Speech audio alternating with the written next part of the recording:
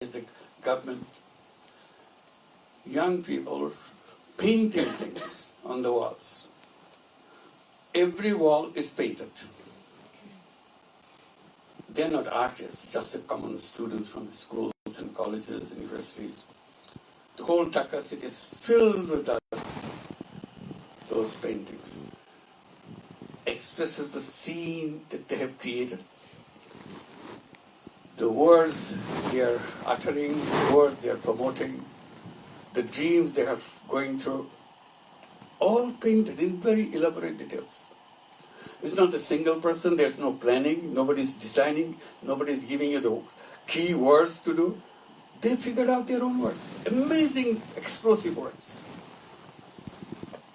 So when I went back and saw, I was mesmerized by this. And I asked, is it only one? So no, it's a whole city, wherever you go. Oh my God, I said, this Dhaka students really did it. It's not Dhaka. Every single city, every single town you go to in Bangladesh, you have the same. Overnight, they all became artists of highest category, expressing themselves. Because they felt that their words are not getting through. So they painted. So I said, why don't we just pick them up, publish a book quickly? So that was the book I was looking for. Here you can see pages and that. So I'm narrating this. The emotion impacts the city and the country. What they want. Really, the young people really spoken their mind, their heart, and to make this country a new country. You got it.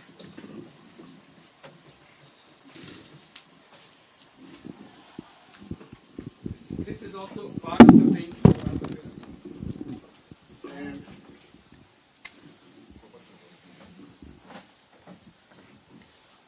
one, Freedom Brigade. 1971, that's the first time we became independent. The next one is 2024. We regained this year. We lost it, we regained it. This one is very interesting. This is the person, a student from Rangpur. This is not even Dhaka, another city out in the north, small city. The police were barricading and their students are demonstrating. So he comes forward. The police was aiming at the students with a gun. So he comes in front of the gun, stretches his both hands, unarmed. Here I am. If you want to kill me, kill me. But our demonstration will not stop. We'll keep on doing this. And police fired him. Right point blank. It's all in television. Because television camera is everywhere. And videos from the mobile is everywhere. It's all depicted. It was 16th of July. And then he moved a little bit. And still stand there, raises his hand. Police shot him again. Second time. Then he falls. The whole country was outraged.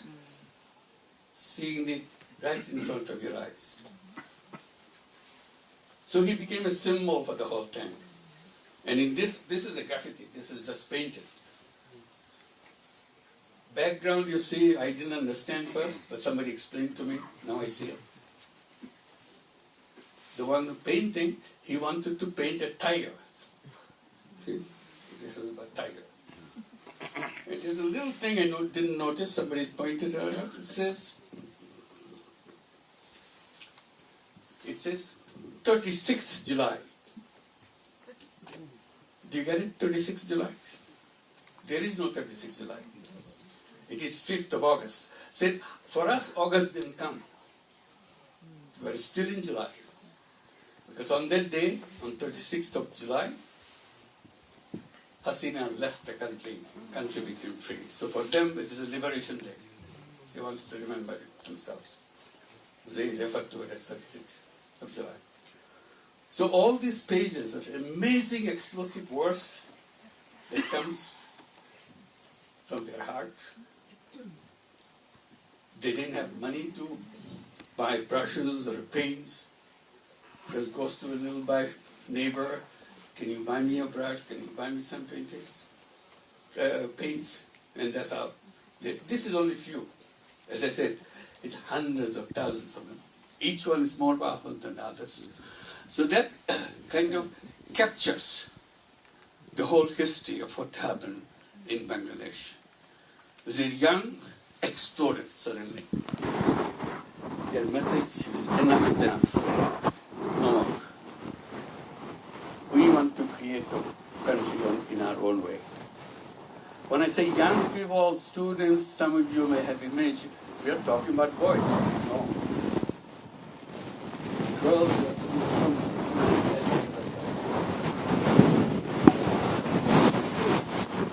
school kids. A 12-year-old kid left the room with his mother. He always me going to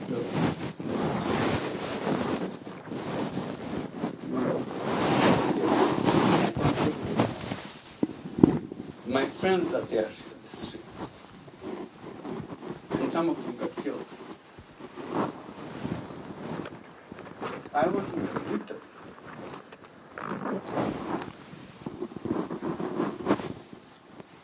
And forgive me. If something happens to me, you are not responsible. I'm responsible.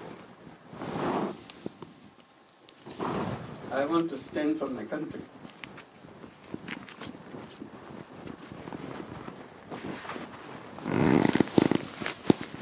So in the evening, his dead body comes. So this is just one example because he wrote a letter. We came to know about it because mother was reading this letter and she couldn't read it.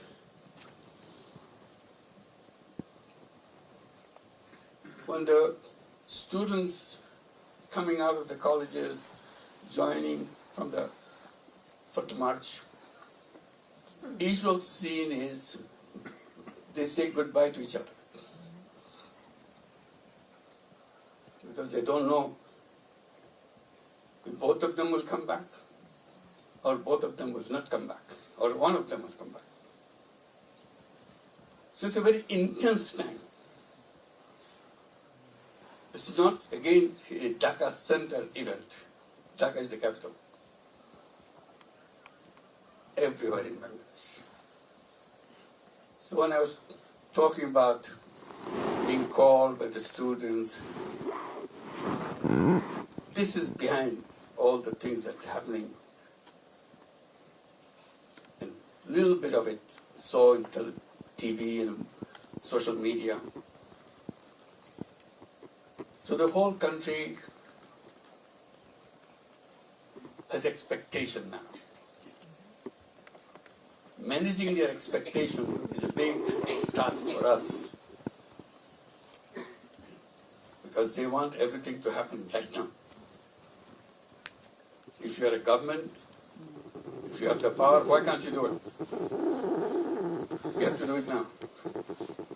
So it's quite a bit of communication. One thing that happened that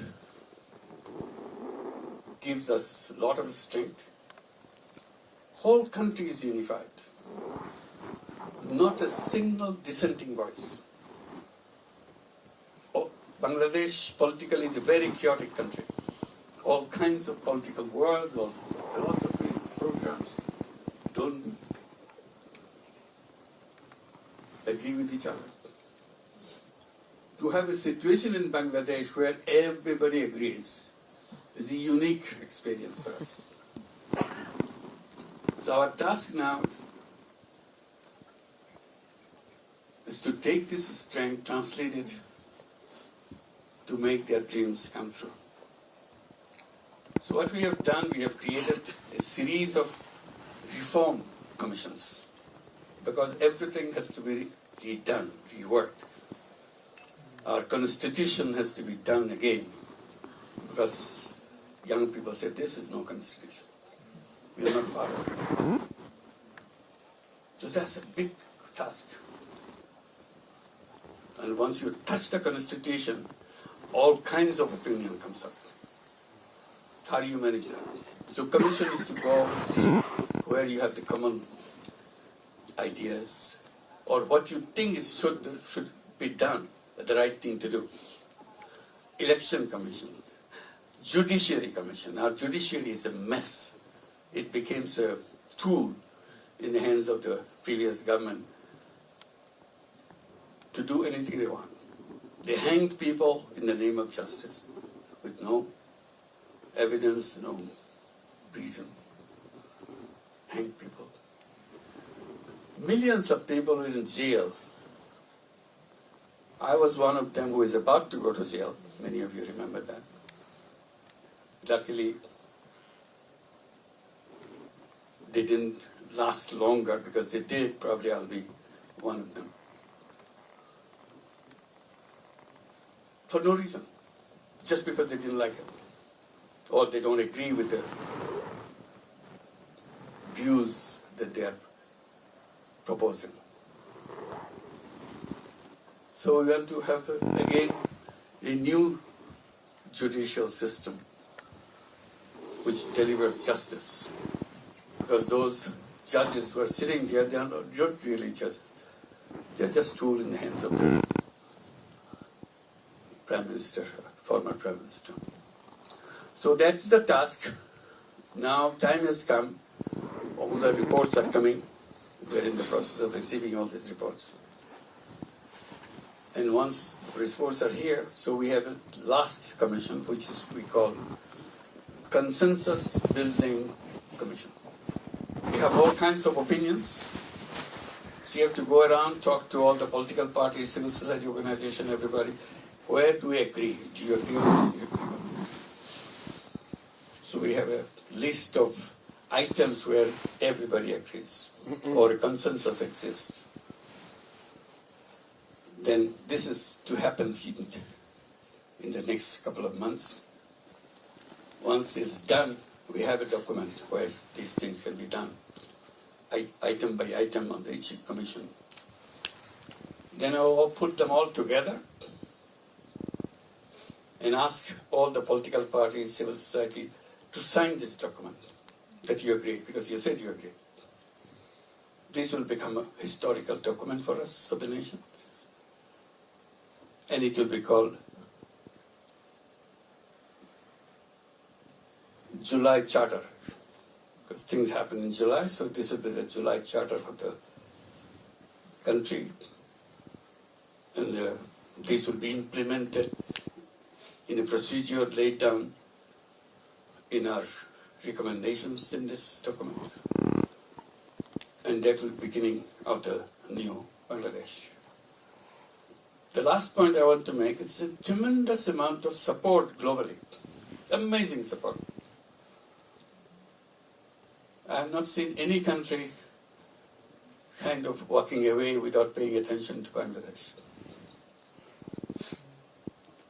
We came to take the responsibility on 8th of August. And September was the United Nations General Assembly session. So as a government, we went to General Assembly session, where all countries meet. Amazing support from every single country that you meet on the world, on the sessions, on everything. Every multinational organizations, World Bank, IMF, European Investment Bank, you name it, all have tremendous amount of support. While I'm here, I met the German Chancellor. He wanted to talk to me. He came with his colleagues. The message is loud and clear. We're with you. Tell us what you need. And in this part of the moment, I didn't know what to say. He said, what you need? I said, best way probably would be you designate somebody in your close quarter who can communicate with you right away. Make him a special envoy for Bangladesh. So he or she will be one who will connect us with you and tell you what we need, how we need, and so on and so forth. This is done, it will be done. And everything else discussed in tremendous amount of support. So I give this example because he was so forthcoming. And same thing happened in the United Nations when Ursula von der Leyen, the President of European Union, she said the same thing. Tell us what you need. Most of the European Union ambassadors are located in Delhi, who looks after Bangladesh. So Bangladesh doesn't have European Union ambassador. Only 8 countries have ambassadors located in Bangladesh. The rest is in India. So first thing they did, they designated the ambassador of European Union in Bangladesh as a coordinator. He brought all the ambassadors to Bangladesh at the same day, same time. So that collectively they can meet with us to discuss country by country and the whole, group of nations of European Union. Again, very positive, very enthusiastic. So that gives us a lot of strength to do. So we should be making use of the support while it's still there. These kind of support don't last long when things go wrong. So we want to make sure that while they still have very warm feeling for us, we can get things done. Very, very difficult task. But we need global support for that. And we are inviting investors, business people to come in a big way to do business with Bangladesh so that our economy kind of start moving up. So that's where we are. And I was invited to come to Davos. We were debating whether to go or not to go because presence in Dhaka is important. At the same time, debate is presence in Davos is also important. So we kept it pending for until the last minute. Finally said, let's go. That's how we're here. So it's wonderful to see you all. And gives us a lot of strength. Seeing your support, your good wishes for us to see the task given to us is tough, but the support is unique. With that support, we hope we can succeed in delivering what people are expecting from us. And thank you for your support. Thank you.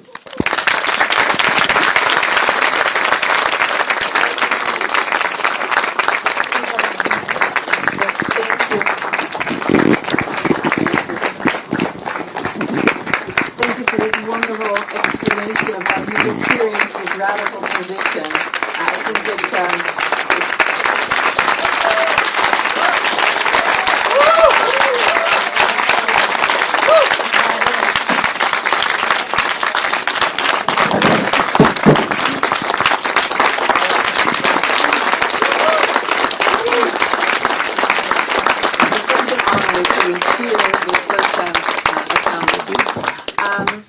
if all of you forgive me, I would really like to have this opportunity to address one question to you after this amazing story. Before I invite the other panel members on stage with us, I understand and hear from you how powerful a grassroots movement can be and how important and close to your heart it is to have this kind of social initiatives that are supported by the people. As we are gathered here today to discuss circularity and the move towards a more circular economy, how have you experienced this has it been, 8 months? And how do you see what is happening in Bangladesh? Thank you. Exactly. Well, we're still in July, maybe. With all the initiatives that you have seen happen in the country, what are the most vital takeaways if we want to reach collectively this kind of circular society that we all aspire to reach? Can you share your super valuable insights on that? One, you can say right away, people are ready to accept any suggestion which makes sense to them. This is a clean slate. We are not obliged to curtail anything because something happened in the past. So we are free from the past. That's amazing liberation. You can do anything that you want to do, and you build your society, you build your nation according to your time. This is a kind of unique opportunity. That's what we remind ourselves again and again. Not to lose something. That this opportunity will not last forever and ever. So while it is hot, while it is open, let's take advantage, make sure that change will be introduced and get it done. Tomorrow, that same change may not be acceptable. Thank you. I would really like to invite Christina Jaeger on stage with us. We have a full panel of dreamers with you to be joining us for conversation. So Christina, if you can already join us. We have briefly heard from Christina earlier. Christina has been working closely with His Excellency as the Yunus Environmental Hub is the dream baby, I think, from both of you, and is very close to both of your hearts. You're very passionate about that. So it's wonderful to have both of you on stage. I would like to take the opportunity to ask Roman Wijs on stage for talking about very spirited people that are following their dream. Roman has founded a company bridging sustainability, fashion, and made-to-measure footwear, so we're very honored that you're with us. Then we will have, you're welcome. Then we have Matvi, so stressful today. Sorry, Matvi Dalal on stage with us. Please have a seat as well.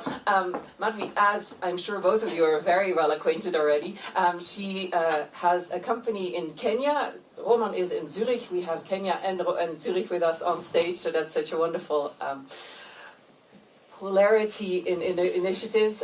Matvi has founded MatPad, which is a company that is trying to educate and to bring awareness and is making circular female hygiene products, and is trying to change the conversation into making sure that we talk about period dignity, which is a very, very hot topic all around the world. And then last but not least, Harold Friedel, here, please join us as well. You have already elaborately heard from Harold. So with this, maybe after this very touching moment, and so honored to have all of you on stage, I think we have a very diverse panel with us, talking about the macro and the micro, about the grassroots and about the global perspectives. Christina, as the co-founder, managing director, would you like to say a few words about the most core principle of the Yunus Environmental Hub and your mission today, and also one of the reasons that you decided to co-host today for us? Thank you so much. Thank you. Yeah, so at Yunus Environment Hub, we are supporting social business entrepreneurs that are working in the environmental sector. And as I explained initially, our vision is to create a world of 3 zeros. 0 poverty, 0 unemployment, and 0 net carbon emissions.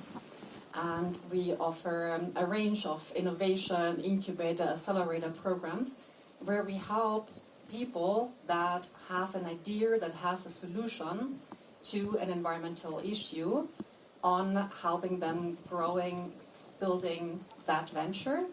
And we have what distinguishes us maybe from other circular economy accelerators is that we are not only looking at the environmental and the economic aspect, but that the societal impact, the social dimension, plays an integral role.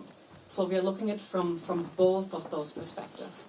And Madhvi is actually one of our alumni from our Circular Rise Accelerator, and she's an amazing example on how this can look like, where she is combining, sort of seeing a problem in society that she wanted to address by creating a social business and making it circular, so that we are transitioning away from this linear system that we talked earlier today, that is depleting resources, that is creating a lot of waste, by creating a circular product that exactly prevents that prevents waste, that prevents CO2 emissions, and that leaves no one behind.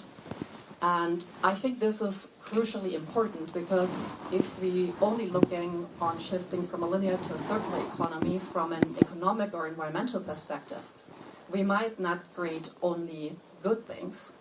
But if we're only looking this from a profit maximizing perspective, we will just shift problems from one place to the other. Plus, it has seen that the shift to a circular economy can actually only work if we are including behavior change and social innovation. It has proven that we need social innovation and not only technological innovation, because we need to change our behaviors on how we are consuming, moving away from owning products to using services, by using new models around reuse and refill instead of buying something that ends up at waste afterwards. So it is really crucial sort of that we acquire this systemic shift in moving to a circular economy that is socially inclusive, that leaves no one behind, and social business entrepreneurs are a primary example on how this can be done. And I let Madhvi, of course, share her amazing story and tell you more about how this looks sort of in practice. But this is what Yunus Environment Hub is about, like supporting and implementing concrete solutions on how we can achieve a world of 3.0. And we are opening this up. It's not only that we work with social business entrepreneurs, we invite anyone to join. So we have a program where we are building circular value chains. So we are inviting companies and the public sector to buy the products from social businesses. Yeah? So we are solving several challenges at the same time. We are growing the impact of the social business entrepreneurs, because they are growing their business in that way, and we are helping the transition to a circular economy and helping other stakeholders to have a role in this entire ecosystem. Thank you. Well, Madhvi, as a founder and an entrepreneur, can you maybe share with the audience how you see your work supporting circular economy, and how the challenges that you're facing into realizing this world that we all are striving to of triple zeros? Thank you. First of all, I'm very honored to share the stage. It's been a dream, so I'm really grateful to be here. And yes, circular economy, it's almost like that one ex who just keeps coming back, except this time you're happy to see him or her back because they have a new value and they have a good purpose. So for us at PanMed, we work on different things, thanks to Yunus Environment Hub, who have carved the way for us. We work mainly, I wouldn't say mainly, but our biggest gig is education. So not only dealing with behavioral change, but to really deal with the grassroots, thinking about where this change is going to come in. And also, for us, in Kenya particularly, that's where we're coming from, that's where social enterprises, 1 million girls miss school every year because of lack of period products. In addition to that, if you can just think about yourself as a woman or somebody female close to you who has to actually go through transactional sex just because they cannot afford pads. So this is one of the reasons why we come into the grassroots, trying to educate and to really help this system grow through with almost a whole shift in the whole community, not just for girls, not just for women. This is a whole community thing. In addition to that, we have the circular program on the product itself, making sure it's biodegradable, making sure it's natural.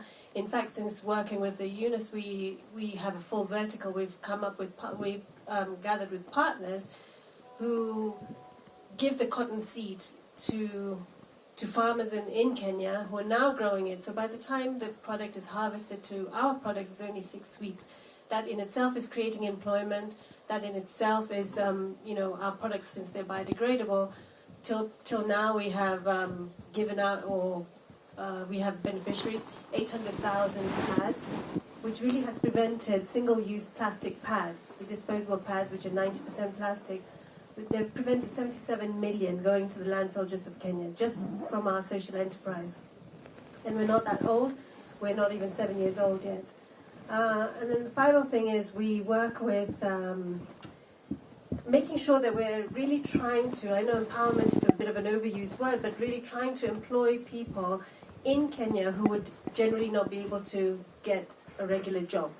For example, ex-incarcerated women who would then be trained with their to get financially stable, to get reskilled, things like that. So those are our three things that we work with. I mean, I keep saying circularity is really not a planet issue. It's a people and planet issue. It's a real grassroots level. If we're here in Davos talking about numbers and economy, in itself, period products, the CAGR in 2021 was 34.7. By 2031, they expect it to be 51 point something, which means really, if we're going to be able to put waste to work, we are putting where our money really is. So circular economy has its mindset. You're asking what are the challenges? The mindset of businesses that really a circular economy or social business isn't really going to make us the profit that we're looking for in the short term or in the long term. And from our personal perspective, yes, and it's hugely satisfactory. I think it's a great place to be in, especially if you're solving social and environmental issues.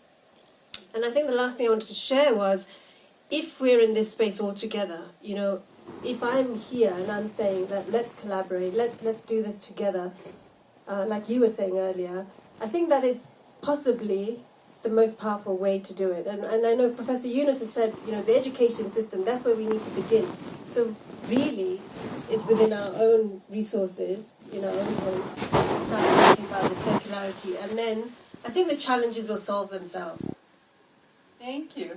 It was so lovely. I was standing from the sideline and the only thing I see happening is Roman going, yes, exactly. Small entrepreneurs all over the world, I think, are battling the same questions of accessibility, of innovation, of figuring out how to do things that are scalable, but that are sustainable and circular. Roman, can you share where you are today with the foundation of the company and with the growing of it so far? Because we've known each other from the beginning. Yes. This is working? Yes. Amazing. Very happy to. So maybe to give you a little bit of background what we're doing. We set up a concept to produce footwear in a more tailored way, and we have looked very strongly into materials. So our focus is mainly on the ecological circularity, whereas the social part plays a big role in how we're producing. And basically right now, the biggest challenges are, first of all, to have acceptance from consumers that products which are designed in a circular way, they might be in certain features a bit different. And this is a change we're trying to push forward. And secondly, as you can imagine, footwear is something where you need to have a strong durability. So it's much more difficult if you take, for example, a more simple example like garments, which in the end, it's not as simple as it sounds, but it's simpler to for example, use a monomaterial, for example, bio-cotton. This part, making footwear circular, is much more difficult. And we're at the moment still in this process of finding ways to make footwear more sustainable and more circular. And we're still looking for solutions, and the approach for us has always been collaborating with institutions from all over Switzerland and Europe, public institutions and also private institutions, fostering cross-sectoral collaboration. So to give you an example, we have developed a 3D printable footbed together with the School of Applied Sciences in Zurich. We have been one of the first to actually 3D print a almost industrially composable polymer. Well, I think that's wonderful to hear in terms of that. Every circular, sustainable product will have its own challenges. For you, it's the fact that you have so many different components. I think for you, it's incredible that you managed to do a vertical integrated system, because I work in fashion already for a really long time, and it is so rare to see that today. So I think big round of applause just for trying. But what I really would like to do is open the questions to the audience. You need a mic if you want to ask a question, but please, I'm sure it's such an honor that we have His Excellency with us and the rest of our very esteemed panel, all of you. There must be questions that are burning. So if anybody... Yes, I have one all the way in the back. Have a mic?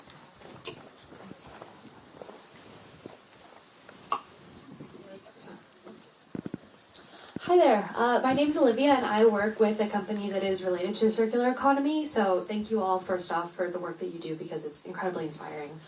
My question for you all is, from a policy perspective, what sorts of policy interventions do you think are most critical in facilitating the adoption of circular economy around the world? Who wants to take the mic? We have to abolish that waste is accepted, you know? It's so crazy that any industry you look at, it's possible to create 90% of waste. It's insane. So if we would be able to create markets for secondary materials, many of these issues would be very fastly possible. The Swedes, for example, did that. They reduced the VAT for secondary materials and made it so more interesting for companies to use it. I think that would be a really useful one.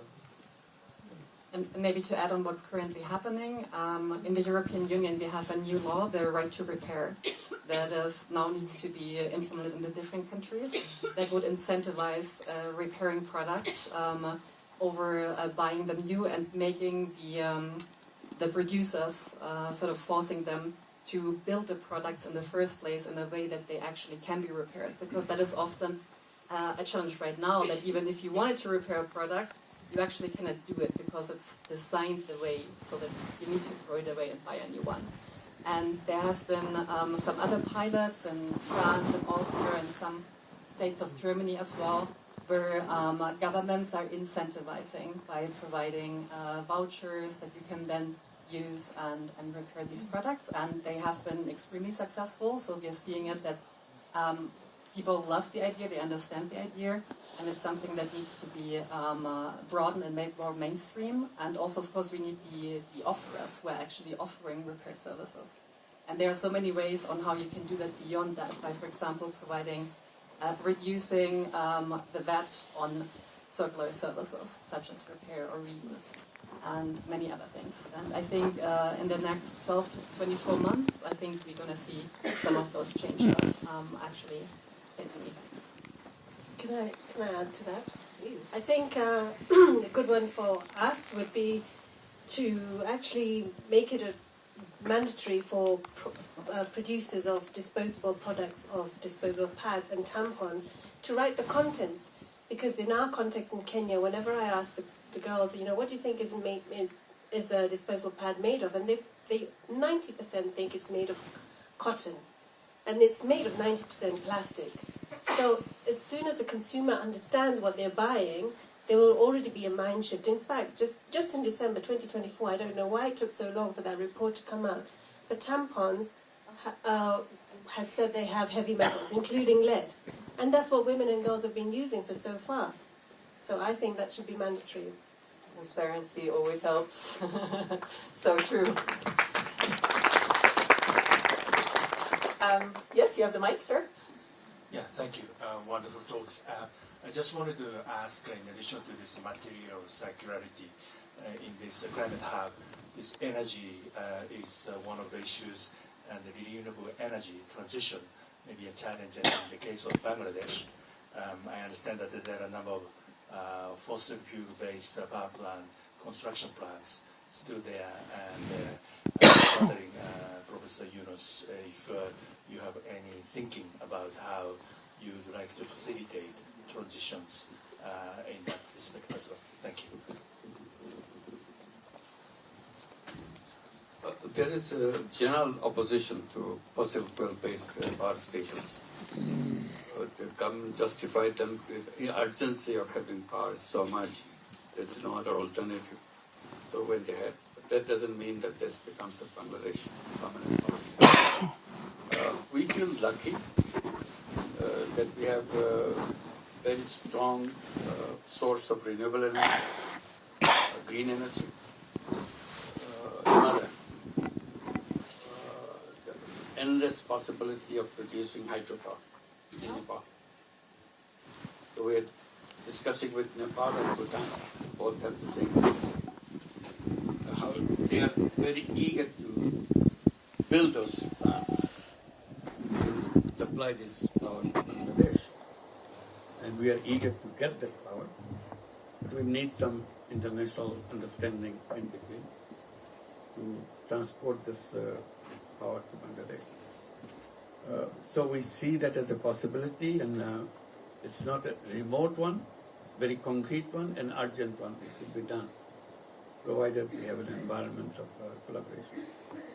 And we see this is a possibility not only for Bangladesh, but also for all this region that we have, Nepal, Bhutan, Eastern India, and Bangladesh. And if enough supply is possible, there's tremendous supply.